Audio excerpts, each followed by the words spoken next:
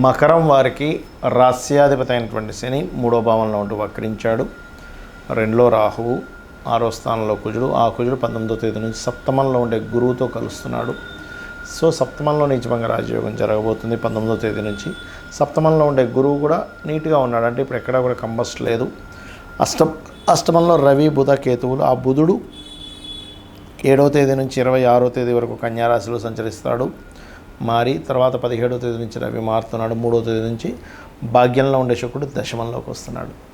మరి ఈ యొక్క గ్రహస్థితిని అనుసరించి ఏ ఏ తేదీలు మీకు ఎలా ఉండబోతుంది, ఏ దేవతారాధన చేయాలి, ఎటువంటి విషయాల పట్ల మీకు చాలా బాగుంది, ఎటువంటి విషయాల పట్ల మీకు జాగ్రత్త వహించాలి అనేటువంటి అంశాలు చెప్తుంది నేనైనప్పటికీ చెప్పిస్తుంది సాక్షాత్ లలిత అమ్మవారిగా భావిస్తూ ఆ లలితాంబిక అమ్మవారి యొక్క అనుగ్రహం మీకు పరిపూర్ణంగా కలగాలని మనస్ఫూర్తిగా కోరుకుంటూ, ఇక్కడ ఎప్పుడైతే 3వ భావంలో వక్రించిన శని ఉన్నాడో ఇది కొంతవరకు ఫైనాన్షియల్ మ్యాటర్స్ విషయంలో ఆన్లైన్లో చేసే వ్యాపారాల వల్ల మీకు ఫైనాన్షియల్గా బాగుంటుంది అని చూపిస్తుంది.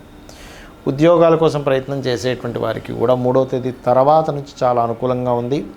శుక్రుడు తన స్వక్షేత్రంలోకి వస్తున్నాడు కాబట్టి వివాహము, వివాహ నిర్ణయాలు, వివాహ జీవిత భాగస్వామిని ఎంపిక చేసిన విషయంలో కూడా చాలా బాగుంది. కాకపోతే ఈ 19వ తేదీ నుంచి ఎప్పుడైతే కుజుడు సప్తమంలోకి వస్తాడో కొంత 19వ తేదీ నుంచి కొంత నీచభంగ రాజయోగం ఉన్నప్పటికీ తెలియని తల్లిగారితో కానీ లేదా బంధువర్గంతో వారితో కానీ ఏదో తెలియని చిన్న వివాహం మూలంగా ఘర్షణలు ఉన్నాయి.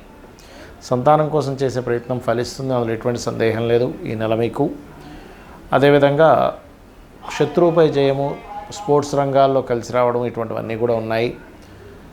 కొద్దిగా రవి బుధులు కలుస్తున్నారు కాబట్టి 17వ తేదీ నుంచి ఆ వారం రోజుల పాటు అంటే 17వ తేదీ నుంచి 26వ తేదీ వరకు ఈ కాంబినేషన్ అనేటువంటిది భాగ్యభావంలో ఉండడం వల్ల ఉన్నత విద్యల కోసం చేసే స్టెప్ ఏదైతే ఉంటుందో